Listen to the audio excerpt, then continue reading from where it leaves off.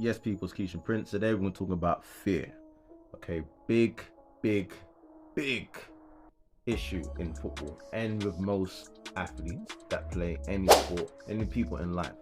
So today I'm going to give you tips on how I help clients in terms of how to overcome fear in one other way.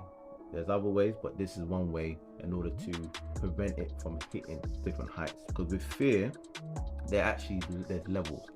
And there's one level which is trepidation, one level there's nervousness, another level there's anxiety, then there's dread, then there's desperation, then there's panic, horror, and terror. Now, where a lot of people suffer a lot of depression, etc., is when it hits to that level of anxiety. So my thing is today is to help you to recognize it before it gets to that level. And if it is at that level, then you have to stay tuned, as I'll be releasing videos on each stages. So today we're talking about trepidation, but I want to give you a background what is fear. So number one, fear is one of the 7 universal emotions experienced by everyone around the world. Fear arises with the threat of harm, either physical, emotional, or psychological, real or imagined. While traditionally considered a negative emotion, fear actually serves an important role in keeping us safe, as it mobilizes us to cope with potential danger.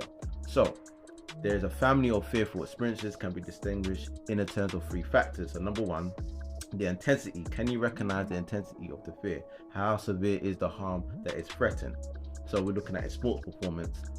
I don't mind when athletes saying that they have some sort of trepidation. There's ways that you can overcome that. I don't mind when athletes have certain nervousness, because the ways you can cope with that, i.e. music, etc., etc. But when it hits the anxiety, that is when the threat level is where it can actually damage your entire well-being. Okay, so we're looking at time in the next level. Is the harm immediate or is it impending? So people experience fear sometimes an hour before kickoff. Usually that's nervousness. Some people experience fear 2 weeks or a week before an event. You understand?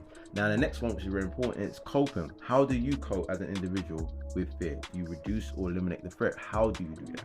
So today I'm talking about the first level, which is trepidation. And what is trepidation? It is a fear or worry about what's going to happen in the future. So we view future developments with some trepidation, which is true. All human beings and every athlete that's played the game has some level of trepidation, where they're thinking, okay, we've got to win against this team. If we know we don't win, then we're going to get relegated. Everyone's got that, you understand? But the next thing is, how do you overcome that? If you go back to what we spoke about, the 3 factors, this is where with trepidation, which is pretty easy to solve, is you've got to look at the positive. Yes, we got to win on Sunday.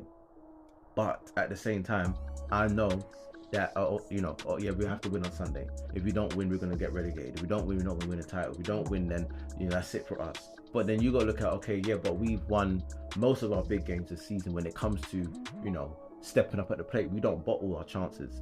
You have to reinforce it with positive thoughts immediately. If you let it keep going, then guess what will happen?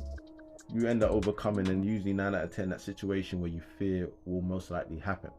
And like I said, trepidation deals with fear or worry about what's going to happen in the future. Majority of young players particularly suffer this at academy level.